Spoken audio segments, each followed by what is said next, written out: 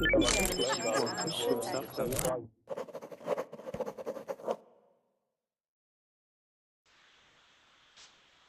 guys, welcome to class. We are going on a virtual trip. We're going to spend a weekend in London in this session. So we're going to talk about everything from arriving in London at the airport to having a picnic in the park, to go and see some site, everything. So we're going to spend a weekend in London together. In 1 hour. We'll see if we can do it, and we're just going to talk about it and stuff. So hopefully it should be interesting if you're interested to go to London. Also, if you've been to London before, and maybe you can share some things that I don't know, yeah? So it's true that if you live somewhere, you don't pay attention as much maybe as tourists do. So, Ciao, are you ready to go to London? Yeah. You're excited, yeah? So that's good. Have you got your ticket? Can you show me your boarding pass? Your passport. At least your passport photo, yeah? So that's the most interesting. Anyway, okay, so welcome to your trip. Anne, are you excited? Oh, it's not. Oh, God, it's you. Ah. Yeah. I was hoping it was your wife, yeah? So, no, okay. Yes, so, yes, this is my wife, yes. Welcome, Roman. How are you doing? You okay? I'm great, thank you. Are you excited about going on a virtual trip to London right now? Yes, of course. I dream about travel to London. The virtual trip, yeah? Not the real trip, the virtual trip. At least it's dry when we go virtually. Okay, that's cool. So, action. You there? Yeah, I'm here. Good to speak with you. Welcome. Yeah, Boarding nice pass to be is in your ready. class. Passport's ready. Visa's ready. Okay, and Michael, Yeah. are you ready for takeoff? Yes, I'm Good. ready. And Hazel, are you ready? She was ready like 5 months ago, right? When we first spoke. Hazel. Hello.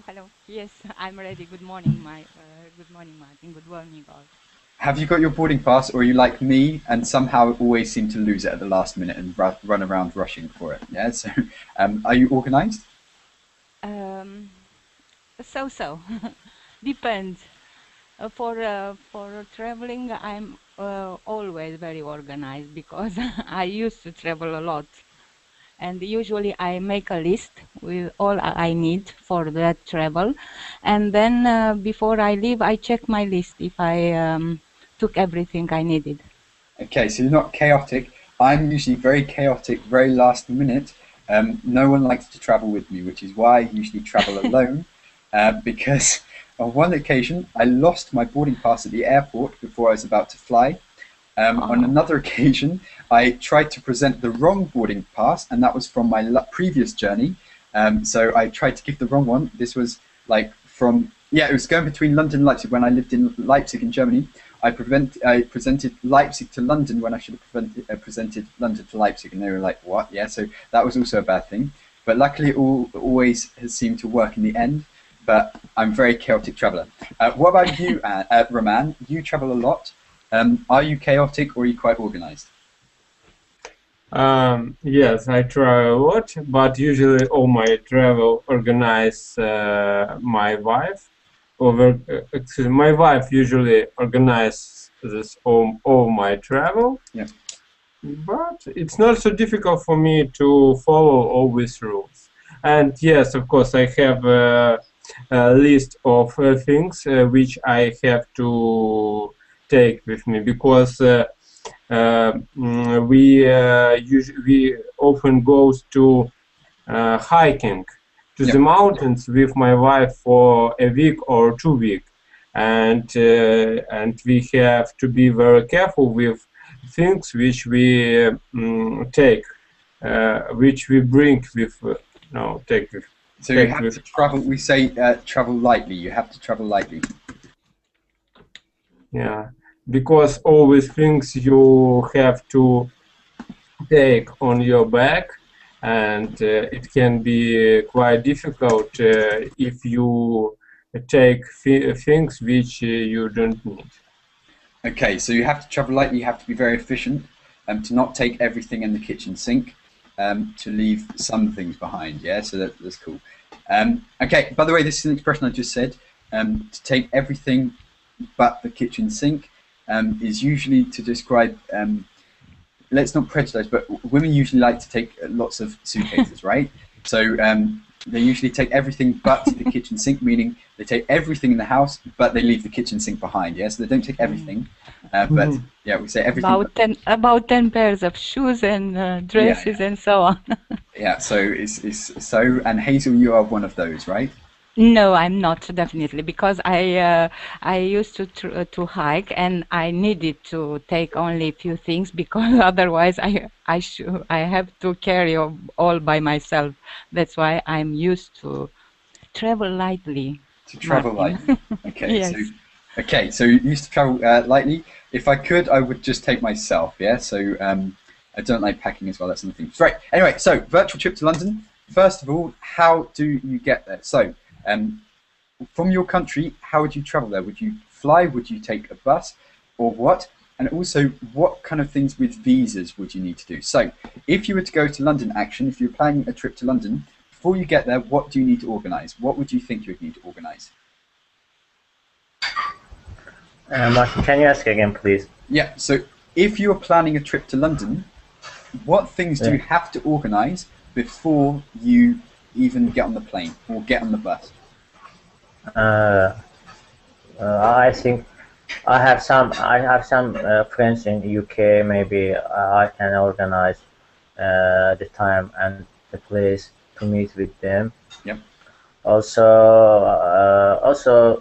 I can plan to visit some stadiums in UK, some football club stadiums. It could, etc. Yeah. It could be interesting for me. So you plan your itinerary first of all, yes? You think, right, what do I need to do? Where do I want to go? What do I want to see? And things like this. But practically speaking, so action. Okay, so do you need a visa? Hazel, you don't need a visa, right? Yes, I don't need a visa. Okay. But action, do you need, I don't know which country, it's just EU countries. I'm from Azerbaijan, and yeah, we need a visa to UK. Okay. So the visa process is annoying. Who else needs a visa? Here. Who's Everybody. that? Everybody, yeah, apart from Hazel. Hazel is a lucky one, she doesn't have to fill out all these forms. Right, so Hazel, you don't need to worry about the visa, but what do you need to worry about? And why, by the way? What Hazel doesn't. Yes, I have to worry about the money because because as I said before, I already booked a flight ticket and booked already a hotel, but I had to cancel my travel because I had some health issues, and I need the money for that. But now I'm okay, and I'm planning for next year another trip to London. Let's hope it's okay. You don't spend a lot of money, yeah. So it can be quite expensive. Okay, so you're planning, but you don't need a visa, but you need to worry about the money. That's always a big thing. And we're going to talk about the costs and things like this of hotels and stuff like that in a minute. So, but how do you get, so Dennis, what would be your mode of transport? Would you fly, or would you get you can get the train to London from Moscow, I'm sure. You have to go by a long way, yeah? So Berlin, Paris, then Paris to London. Would you do it that way, or would you just fly? Yeah, yes, maybe I would like fly, because I don't know, maybe I'm gonna go to London this, as I said before, this winter, but I don't know. It depends on my time. Okay, so the winter would be rainy. Finally. Yeah, maybe. But the summer's rainy as well. So. Yeah. And the spring happens to also rain sometimes. Don't go in the autumn. The autumn's a boring time to come to London. You see some of the trees and stuff, but it's, I don't actually. Maybe it's okay, but it's usually particularly rainy in the autumn. Maybe the winter's okay, but if there's snow, maybe it'll be quite entertaining. I'm not afraid of snow. No. But in Russia, you're not afraid of snow. When you come to London, you'll suddenly start to be afraid of snow, yeah, because everything closes, and everything is very dreadful. So you wouldn't be able to do anything. Things like, oh, we can't drive a bus today because there's that much snow and someone would die. Yeah. So when you get to London, you'll be afraid. But it's a traditional London weather. So in all novels you read about this. You should try at least once. So no, it depends just on my time. I don't know. I have no choice. Maybe it would be autumn, even autumn. So yeah, in the autumn time as well. I think September, I think is all right. June is nicest month to travel to England. The thing is, like I said, it is a stereotype that it rains all the time in England, but I would say our weather is pretty consistent. Yeah, so we don't really have extremes. Like it does occasionally get hot. When I say hot, above 20. Yeah, for you, you're like, yeah. But the weather is always kind of mild. Yeah, as in always maybe around 10 degrees. In the winter it's 10 degrees, in the summer it's a bit hotter, but usually it's like that. So no matter when you come, the weather's probably going to be the same. Yeah, nothing exciting, nothing too dreadful. Just wet, yeah, most of the time. But in the summer, occasionally you can have some hot days. But if you want the real London experience, you don't want the hot days, you want the rain, right? So it depends on what you want. So you would fly. Would anyone travel to London not by flying? Would anyone go in a different way, by a different mode of transport? Bicycle. Bicycle, yes. Walk. From China. You would walk to London. Yeah, on foot, yeah. I think that's cool. So yeah, Chow, you would bike, and you could get lots of money this way. We could sponsor you. Well, I wouldn't, but someone else could. Yeah. Okay, that's good. So you would take the bike. Samir would take the private yacht. Samir, Hi, yes. how are you doing? I'm fine. Cool. Okay, so good to speak to you. We're going on some kind of virtual tour of London, and we'll see how much we'll get through. There's quite a bit. Okay, so we'll assume we're all flying there. Does anyone know there's 3 main airports in London? Does anyone know what they are? Yes, Heathrow, Luton, and one more, I forgot. Getaway? No. Yeah, but I would replace Luton with Stansted, and they serve different flights. So Heathrow, which are kind of like really international flights, which Yes. Chow would fly to, and Action maybe would fly to Stansted, and would fly to Gatwick or Heathrow. Generally speaking, the further you are, the more likely it is that you'll fly to Heathrow. Okay, so Heathrow is kind of the busiest one for long haul flights.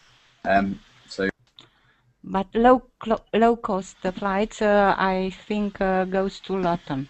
Yep. So there's 2 airports. There's London Luton and London Stansted, and these are the ones that I usually fly to because I'm cheap and I buy the cheap tickets. Yeah. So for European flights normally, so Hazel would fly to Stansted, and these are where you can get really cheap tickets. So from your country, I don't know if Ryanair fly, but probably Yes. you can travel less I than had 15 for days. Luton. My flight was for Luton when I. Is it with Wizz Air? Yeah. Okay, No, yeah. no, it wasn't Wizz Air. It was Wizz Air was Romanian, I think, company. Blue Yep. Air. So Luton is like Stansted, but Stansted is a bit bigger. But Luton, Stansted, if you come from Europe, you can get very cheap tickets. Like I said, I've probably said this before, I paid probably around €30 to fly from Germany to London Stansted. It was very cheap. Good to know, because I paid €100. Okay, but still, €100 is okay. It's Okay. it's a bit expensive, but 100. So it depends when you book. But I got tickets for €30. It depends when you book also, and the times and things like this. So there's a Exactly. I strategy. booked a few months ago, because if you have to buy with 1 or 2 days before, you have to pay 3 or 4 times more. Yeah, so you have to get a strategy, but this really applies to people coming from Europe. I don't think you can get cheap tickets if you're coming from further beyond that. Yeah, so Russia. Actually, that's quite interesting. I've heard that a low-cost airline is now flying between London and Moscow, and this airline's called EasyJet. Have you heard about it, Dennis? So EasyJet. I can I have example from Ukraine because we have Wizz Air in Ukraine, Sure. which has flight from Kiev to different European countries. Yeah. And when we travel around Europe with my wife, we usually buy two flight tickets. First ticket from, for example, Kiev to some of European country. Yeah. And then from with, for example, it can be Rome or some Polish or French city. Yeah. And from with city, from with city airport, you have opportunity to use another low cost of Europe. So it's very cheap. And way to Wizz Air, I travel. think, is the same, but for Eastern Europe, yeah? So to get to the other way, EasyJet and Ryanair are more like Western Europe, but trying to expand. And EasyJet is a low-cost airline, and I've heard that this spring, that's just been, they launched a route between London and Moscow, and it's the first route of a kind of Western European low-cost airline into a Russian-speaking country. And tickets started from, I think, £90. Because it's quite a long flight, so it's more expensive than usual. But I think you can get tickets for £90 with EasyJet between London and Moscow. But again, it depends on when you go. Yeah, so that's worth looking into, Dennis, if you're thinking about traveling. But the service again is because it's a low-cost airline. You don't get things like free food, but I don't usually care. I don't know about you, but yeah. Okay, so you're flying to Gatwick, Heathrow, Stansted. I think Chow would be very expensive, yeah. So to fly and stuff like that, and because it's a long way. But yeah, okay. So you get to the airport, and then we'll see how you get into London. Let's have a look. I'll just share my screen. I'll send you this link as well. It's very this page I've used before in some other sessions. It's talking about British culture and various things. It's quite interesting. So. Right, so you'll arrive, we'll get you to read each of these and we'll talk about anything that's particularly interesting. Mainly, I think you'll be interested in the sites and stuff to do in London, not about the trains, I'm assuming. But we'll see. So, we already talked about the airports. It says here about getting into London, the costs and things like this. So you get an idea of the price in London if you're planning a trip, we'll just have a look very, very quickly. The London Underground is the subway system, so like our metro, and it can be quite expensive unless you have a special ticket. Hazel, you were planning a trip to London. Yes. Are you aware of the Oyster Card? Yes, I read about Oyster Card and another kind of, but I forgot now. There is another kind of card which you use for transportation in London. I don't know. No, oh wait, I should know maybe. Okay, so what do you get for this? Yeah, so is it unlimited travel? Maybe travel card. Maybe it's a travel card. Maybe.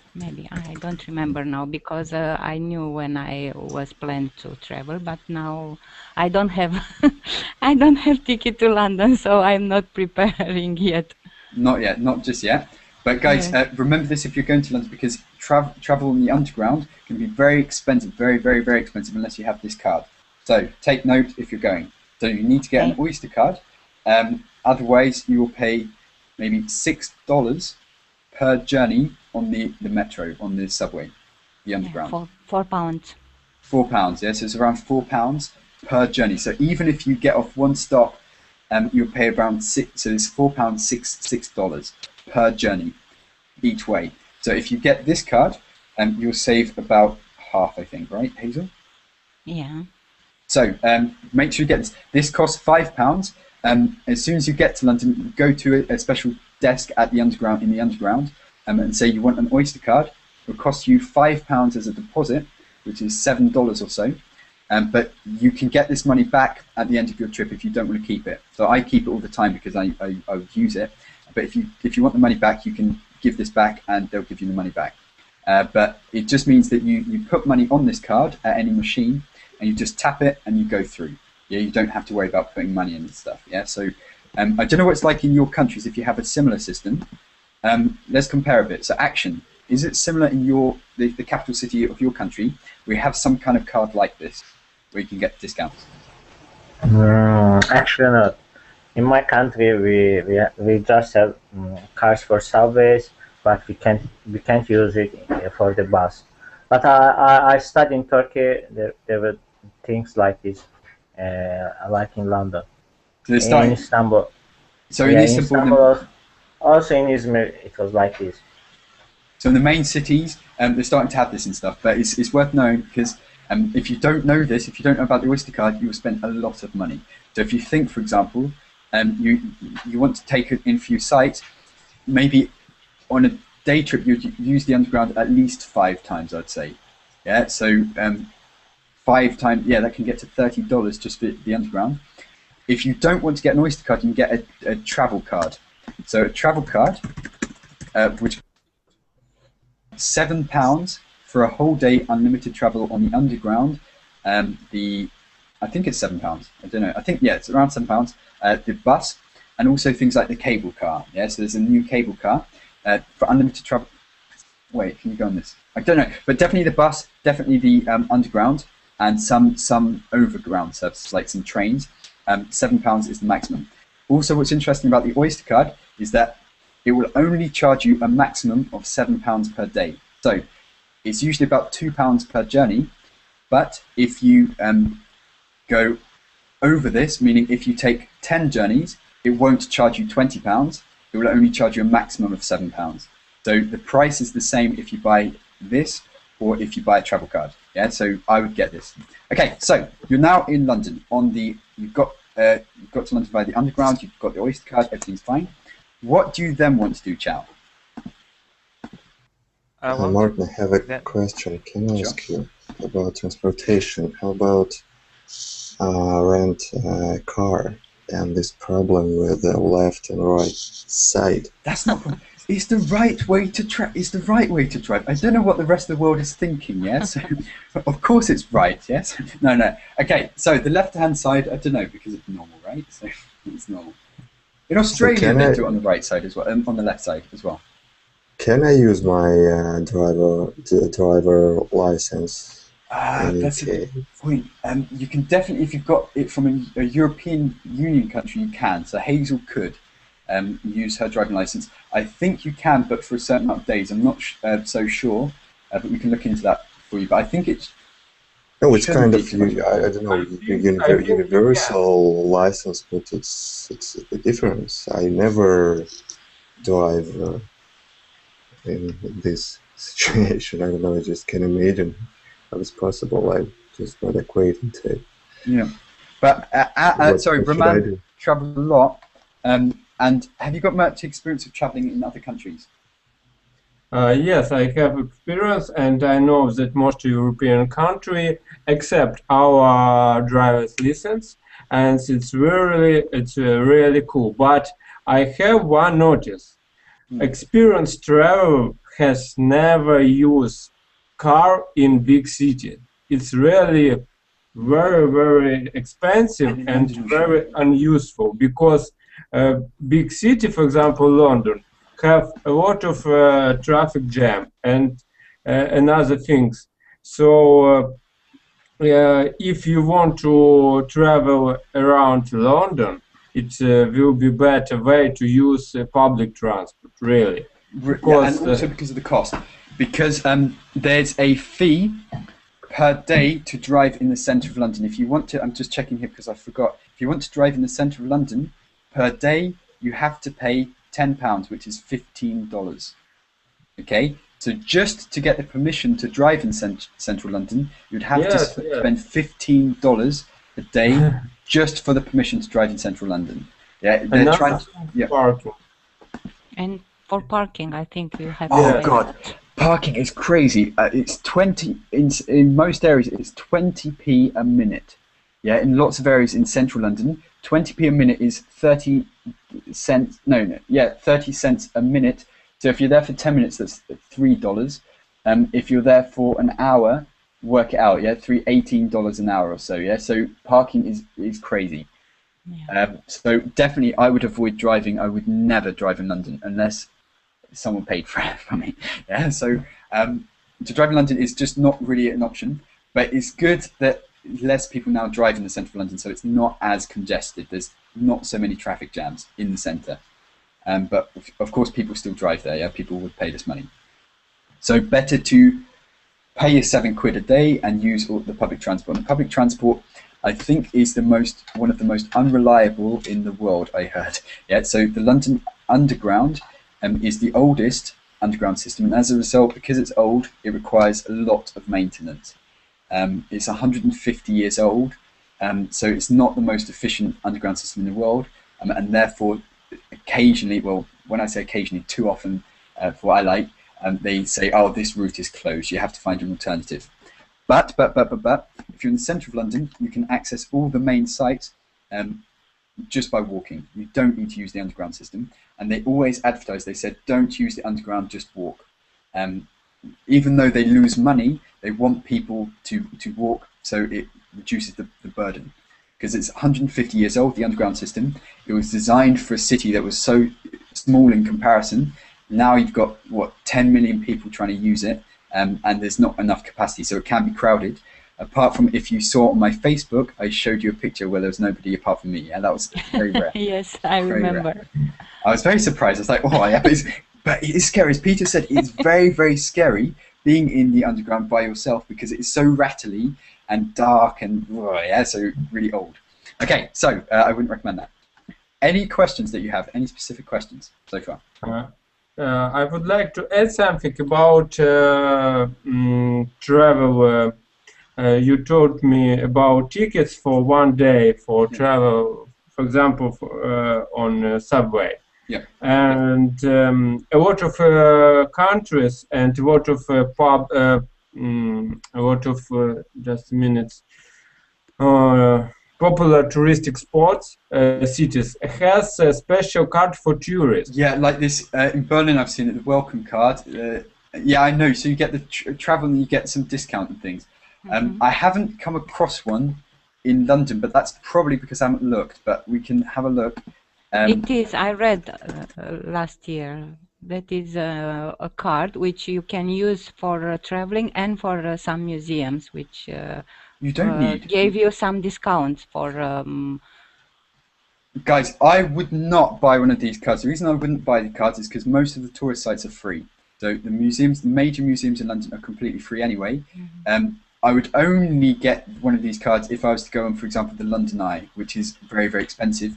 But to do things like to just see the museums, the normal touristy things, you don't have to pay usually, unless it's some kind of commercial museum like Tower of London. I think you have to pay at Tower of London. You have to pay. Tower of London, things like Tower of London, London Eye, Madame Two Swords, if you're interested. These are things you'd have to pay for. But things like the British Museum or the art galleries, for example, you won't have to pay. The Tate Gallery is free. So it depends on what, but yeah.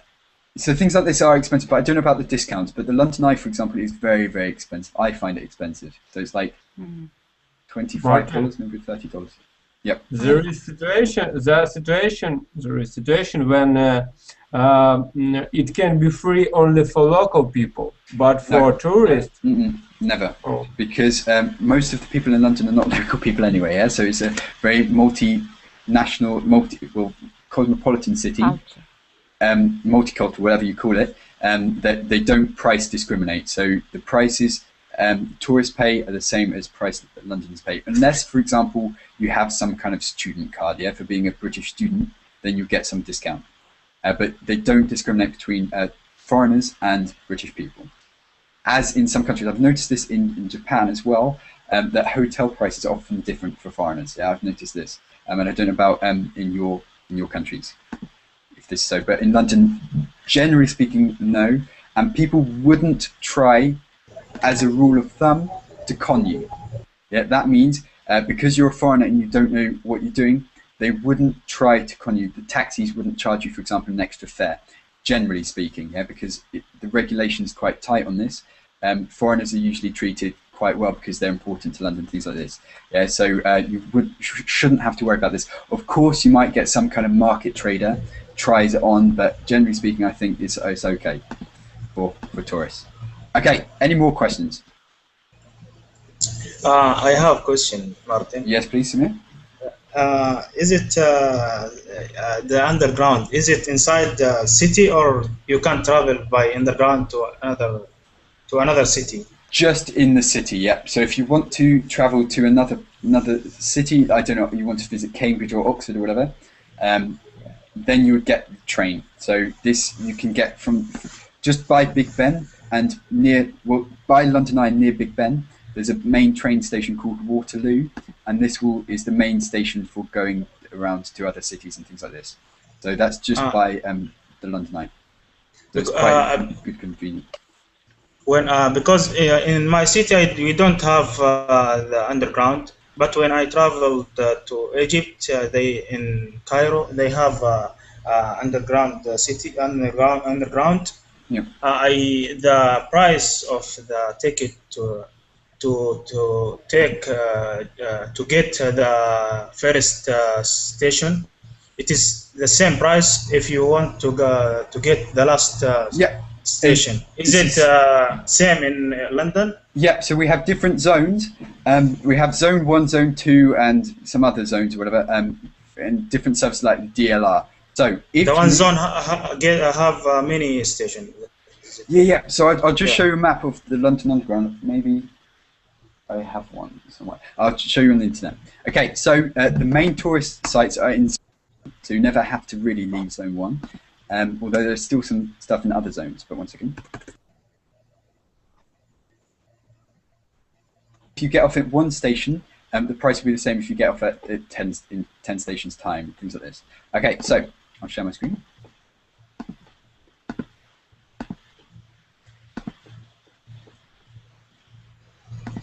So this is the underground, and it's not going to be clear, is it? Oh. We try a different one. Okay, so basically zone 1 I think is just like here, yeah? So all the sites are here. Outside would be like, yeah, oh perfect, we can see. Okay, so, it doesn't say the zones. But basically all the things you want to see, the tourist stuff, are in the center, and that's in zone 1. Yeah, out here is kind of zone 2. What I like about the London Underground is that they have very, very unusual names. So my favorite name, my favorite station name is this one, and it's called, can you read it? Elephant and Castle? Yeah, Elephant and Castle. Yeah, so there's a station called Elephant and Castle. I love this one. There's also one called, up here, Kentish Town. Yeah, so I don't know if this is really what it means, but ish, we use this to mean kind of sort of. Yeah, so it's kind of big-ish or small-ish or something-ish with that ish as like a suffix would mean kind of. And Kent is a county in the UK in the southeast, and this underground station is Kentish Town. So it's kind of like Kent, but not quite. Yeah, so that kind of thing. Kent-ish. Yeah, I like that. But we have very unusual names for the stations, and you should see this. Okay, so. Basically, you shouldn't have to worry. You'll pay the same price if you go to you stay in the tourist areas. But in the east of London, we don't just have an underground system. We have a DLR system. So this is called the Docklands Light Railway, and this is a completely automated system. And there are no drivers for this. So I'll just show you some pictures. It's just all done remotely. So there are no drivers in this. This is just to serve the east of London and the banking district. But it's done like, I guess it's like a remote control, yeah? Basically someone sits in an office somewhere and controls all the system. No one drives this, which looks strange when you see it. But I guess in Moscow you have something similar to this. Aren't you afraid to travel with that kind of train? Well, I would no, be I've seen afraid. I've seen some of the tube drivers in London. To be honest, I think this is probably safer. Yeah? So, I don't know. But yeah, so this is just completely automatic, automated, and this would serve areas like Canary Wharf, which you can. It's really just a place to work. It's not really a place to take photos. This is just where the banks are, in the east of London. But what is very, very cool is this new thing. One second.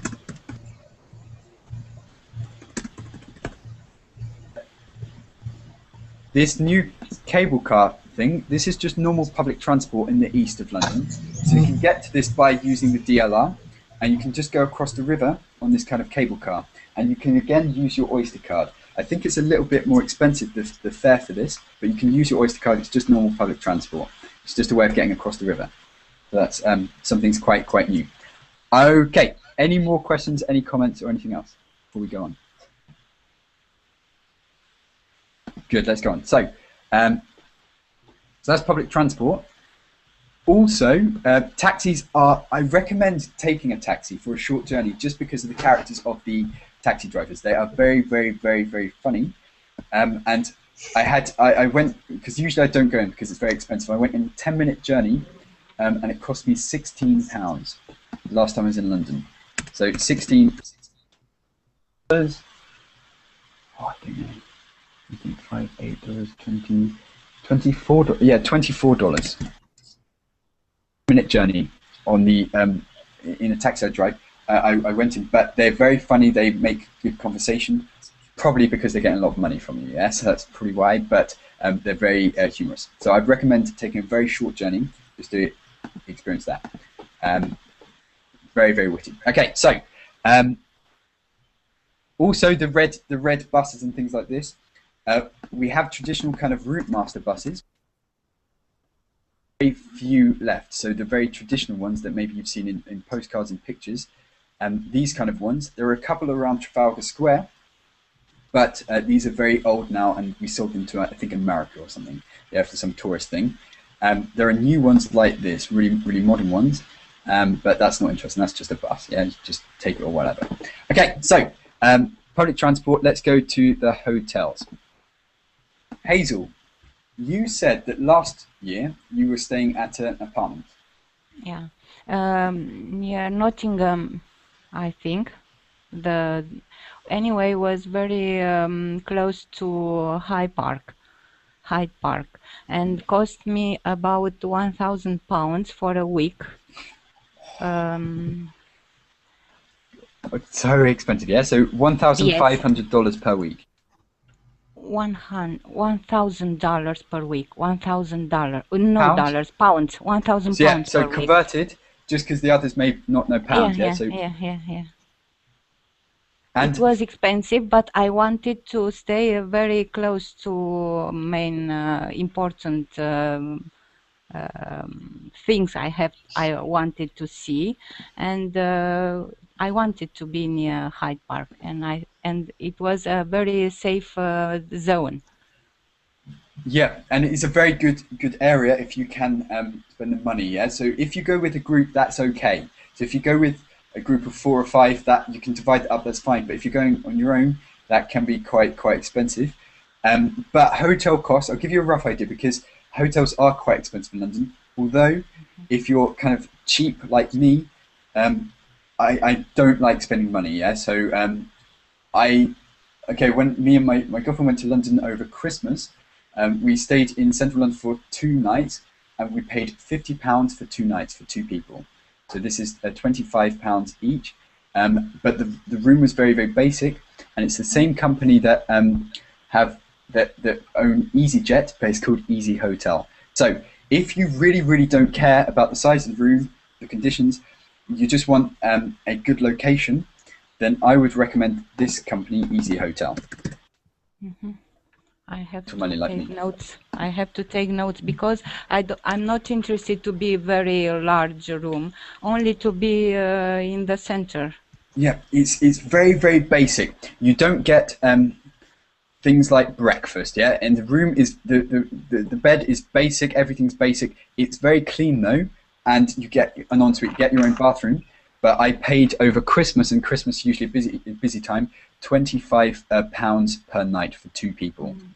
And it's cheap. For London, it's very good. So this is like what, $35, maybe $35 per night, and the location is convenient, very convenient. But but I think maybe prices are changing now. I don't know if it's going up, because before they didn't really advertise this hotel, so you had to, if you knew about it, you knew about it. But now maybe the advertising prices are going up. But again, it depends when you book. But if you don't get this hotel, normally hotels would cost around this. So the minimum you should expect to pay is £60 per night with a shared bathroom. So this is $90 per night would be the very minimum. This would be for a very basic room, and you have to share the bathroom. Oh, it's annoying to share the bathroom. Yeah, so don't go for that one. But Easy Hotel would definitely be, and Easy Hotel have maybe 4 hotels in London. I've stayed at 2 of them, and they're both good. For me, they're good. They match my needs. I just want somewhere cheap to stay. I don't need anything luxurious. So, but if you get, for example, a double room, and this was a single room for 1 person, so only 1 person can stay for $90. The lowest price for a double room is $120 per night, but for a shared bathroom as well. But if you want your own bathroom, then you would have to pay $135, okay, for 2 people. But that's the cheapest, and it goes up, and there are some very, very expensive hotels in London. We have the Ritz, for example, the Savoy. Yeah. Okay, so, for example, the Ritz Hotel, it starts at £368 per night, which is in dollars too much. Yeah, that's all we need to know, too much. In fact, there are several hotels which charge in this price range. The Savoy is a very good hotel, of course, because it's expensive. This is $600 per night. The Ritz is a similar price, and the Goring is cheaper, so it's a bargain, and that's maybe about $550. So you get really expensive hotels. But the ones that I mentioned will be very, very basic, yeah. So just to somewhere to sleep. But I would recommend Easy Hotel. Basically, Easy is your key. They have also Easy Bus. This is something I should mention as well. From the airport, there's airport transfers with the company Easy Bus. So there's lots of Easy companies, yeah, but with the same group, and you can get from the airport to central London for about £2. Okay, so if you go with Easy Bus, there's also Easy Pizza, which gives you a cheap takeaway pizza. There's Easy Office, which gives you cheap office space. There's Easy Everything, yeah. So if you need something, just put Easy, then the name of what you need, and there's probably a company for it.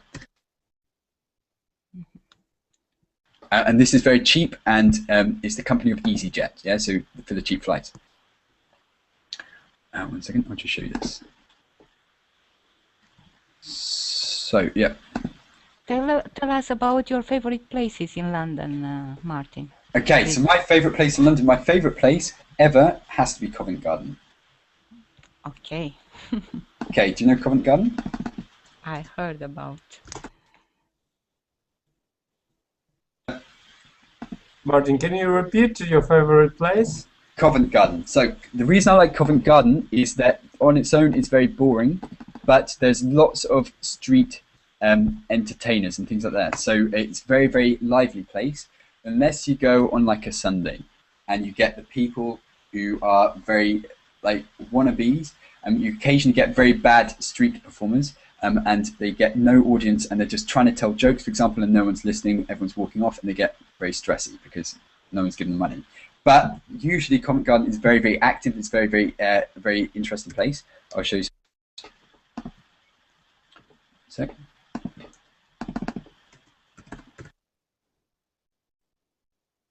here is like a market, and there's also an opera house. If you're interested in opera, I've been to this opera house once. I probably wouldn't go again, just because for me it wasn't particularly interesting.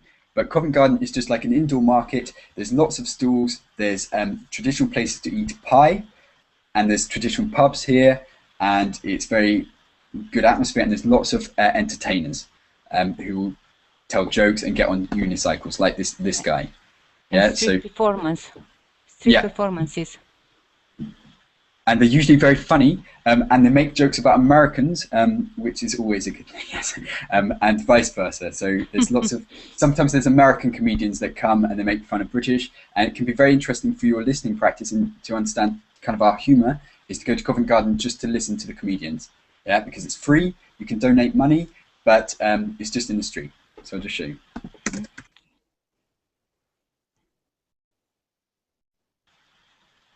Yeah, there's usually lots of random guys, and this place is full of street performers doing crazy things. Yeah, so I really, really recommend this place. Yeah, like this guy, yeah. So he's always there. I see him a lot. He just pretends he's a dog in some kind of doghouse. But we also get musicians, so it's not about joke. It's not all about jokey people. It's also serious musicians, things like this. Yeah, but usually they are crazy. But yeah, that's Covent Garden. That's my favourite place. Where else? Well, what about places that you've heard of? Yeah, so I don't want to speak all the time. Samir, have you heard of any place in London that you think, oh, it sounds good? I've heard about it, but I don't know much about it. No, but I think you have many places in general in England, and I have one friends. He traveled to Inglaterra. He said he go to Wales. He said they have beautiful. Yeah, he said they have good atmosphere, good weather, and good landscape in England, in Wales. That's what he said to me. Because also it links to the weather, yeah. So one thing lots of people tell me when they go is that when they go to the countryside, they say the grass is very, very green, but that's just because of the rain, yeah. So we joke, they're like, oh yeah, the grass is always green on the other side. This expression to mean, oh yeah, of course the grass looks greener because it's something different, but it's just because of the rain. We get a lot of rain, and as a result, our milk, I have to say. I've tasted milk from lots of different countries. Our milk is very, very tasty. I have to say, probably the tastiest milk I've tried. And that's not just because I'm British or whatever, but I think it's just because of the rain. The grass is good as a result, and also the cows eat good grass, so therefore they produce milk. So, if you're interested... It is like not Sargon, it is like traditional England there. You can see the traditional of England in Wales. Yeah, so but Wales... in London, not you can't see this in yes. London or yeah. So London is so multicultural, and there's so many people from different parts that it got its own culture. I'd say London culture is completely different from the culture even of where I come from, things like this. But usually London is the place where people go. But to be honest, there are other places to go. It's not just all about London. If I was going to the UK, if I was to recommend to you, I wouldn't say spend all your time in London. Visit London for 2 days, see some sights, and get on the train to some other parts. Yeah, so there's some other really nice places. Where? I would go to. It depends. In the summer, I'd definitely go to Cornwall. Mm-hmm. In the southeastern, western part of England. Yeah. So this is the Jurassic Coast, and this is quite nice. This is called Durdle's Door. And there's lots of cliffs, lots of good walks, and also the beaches are fine. It's not like going somewhere hot, yeah, but the beaches are quite nice. The water can be quite clean, and there's lots of cliffs. Also, I'd definitely go to Devon or Cornwall. Devon, oh, sorry, wait, there's another Devon. Definitely I'll go to Cornwall, again for beaches if you want this, and also for kind of like traditional towns, yeah, some fishing towns, things like this. If you like the countryside, also Lake District is up north, and this is very good. Or the Peak District is good. Yes, I like this places. Yeah, for me too. Yeah, so London for me is functional. Yeah, I go there if I need to go there. I don't particularly like spending time there. So, the Lake District or the Peak District is in the north, and this is very good with lots of farm cottages and kind of traditional life. Maybe not the busy, and that's a nice place to hike if you want to escape. But really, because the UK is very small, you can see all this in a very short trip. You don't have to spend 2 weeks. Yeah, you can go here in a couple of hours and you're there, done. Yeah, so that's probably the advantage of having a small country, is that you can go to the beach one day, you can go to the hills one day, you can go to the city the next day, and it's not so inconvenient to get everywhere. But where else would I go? Yeah, other cities, for example, Cambridge. Yeah, so you know about Cambridge? Yeah, where is the university? What's particularly good about Cambridge is these kind of boats. Yeah, so right by the university, you can take these boats, these kind of gondolas, and go around. That's also quite cool. But yeah, where else? Don't know. Has anyone else heard of any other places? The castle of Queen Windsor. Windsor, yeah. So Windsor Castle is not too far from London. Yes, I definitely want to see it. And this is the biggest royal residence in the world, I think. Yeah. So, and this is where the Queen actually lives. Most people think she lives in Buckingham Palace, but she doesn't. She actually lives in this castle. She has several castles. I think maybe. To be honest, I would be just guessing, but I think at least 5 castles she has. And this is her main castle where she spends most of the time, and tourists can go there. And she's actually woken up by a man with a like a, not a trumpet, but what's it called? A bugle, maybe. So every morning at 9 o'clock, there's a blah, blah, blah, which wakes the Queen up from her window. Yeah, so that's something's quite interesting. So it's like her alarm clock. So Windsor Castle, I'll definitely go there as well if you can. Yeah. Mm-hmm. Hazel? You told about Greenwich, I think, once. What about Greenwich? Greenwich is just by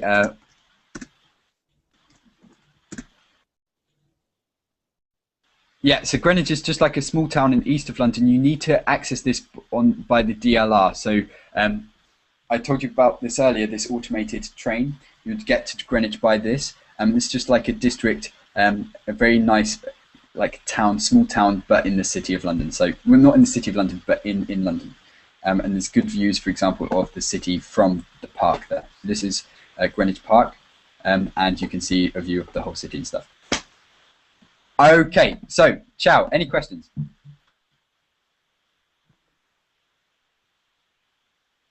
Can't hear you. Can't. Maybe. Yes.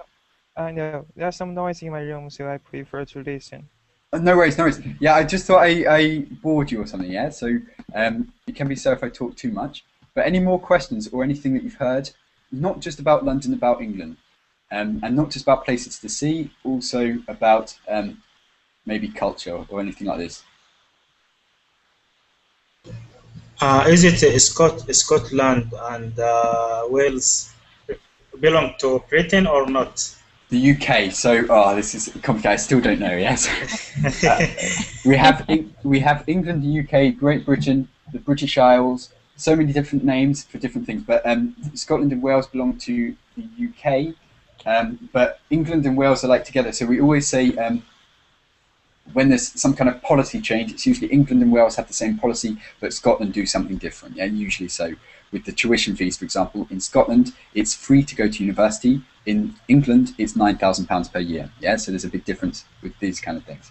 So, but the government is one or not? We have yes. So we have the UK government, which is Northern Ireland, Wales, Scotland, and the UK, and in England, and that the English Wales have their own government, but it's very connected to England. The Scottish have their own government, but it's run under the UK government. So they have their kind of sub-government. So Scottish are run by 2 governments, their own government and also the UK government. Because I'm confused. When I see the Premier League, the Scotland, they have their own league, yeah. I think, and Wales with UK. Yeah, Wales and the UK, but Wales and England are together, but Scotland want independence anyway. So next year they're having a major vote about whether or not they want to stay part of the UK or they want to be independent. To be honest, I think they will be independent. So Scotland probably from next year won't be part of the UK. And I'm really curious about how our flag will look, because the Union Jack is built up of all the flags of the UK, apart from the Welsh flag. So I'll just show you.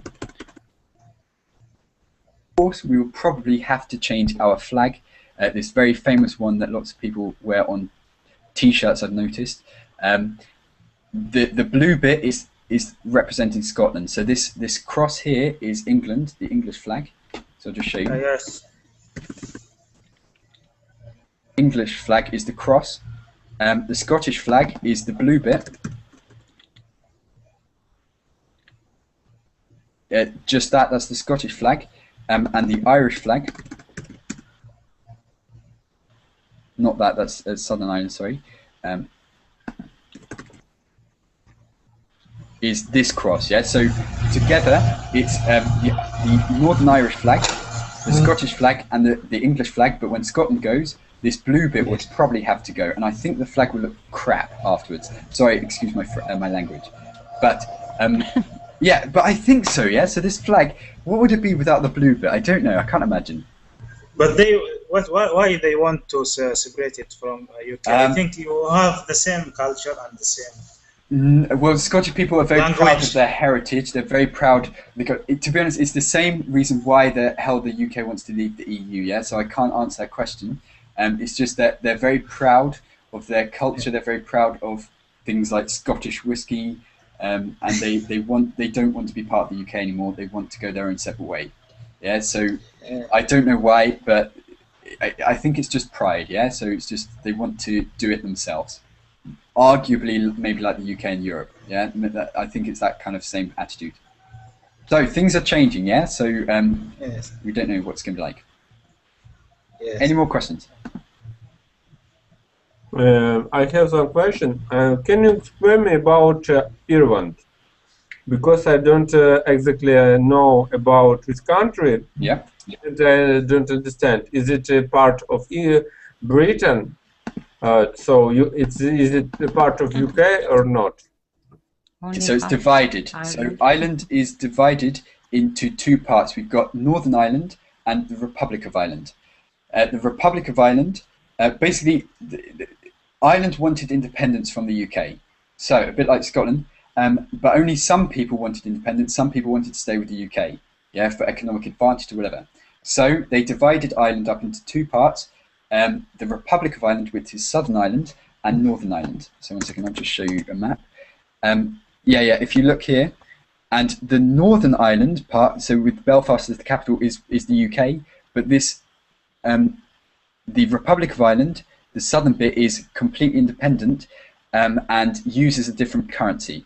So people on the border, for example, it's an open border and stuff, but you know it's different country. It's an EU country as well.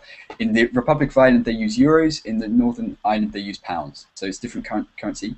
But originally, it was the same country. But now Northern Ireland belongs to the UK, and this southern bit is completely independent. But Ireland, Republic of Ireland, is very, very beautiful, but also quite poor. Yeah. So economically, it's not so good. The Republic of Ireland. To get jobs there, I mean, maybe you've heard about the Irish economy, but it's like it's not doing so well, yeah. So it's very difficult to get jobs, to get money in this area. But also maybe in Northern Ireland a bit, but I think the Northern Ireland is a bit better off, relatively speaking. Okay, so I'll just show you. I've never been, but it's known for being very cool and for being. Yeah, so the countryside looks good, and lots of people go there on holiday and stuff like this, and the beaches are very, very nice. Very green, very green. Yeah. But I don't know about Northern Ireland. I haven't been there, but there's a lot of I don't know if you've heard about the terrorism and stuff with Ireland. Yeah. So this is a big thing in recent history that there's lots of terrorists who want Northern Ireland to be Irish and to be independent, and they have bombed shopping centres, for example, in Manchester, pubs. They're trying to kill maybe people from the UK as like a punishment for Ireland being part of the UK. Yeah, so that's very, very tense issue, very hot, and there is tension between Ireland and the UK. I would say a lot of tension. Okay, so we've run out of time. I don't want to take the rest of your day or whatever. So very interesting speaking to you. If you've got any questions, just go on Facebook as always, and I'll always answer your questions. Take care, and hopefully speak to you very, very soon. Okay, thank you, Martin. Thank you, Martin. Bye. Bye. Thank you.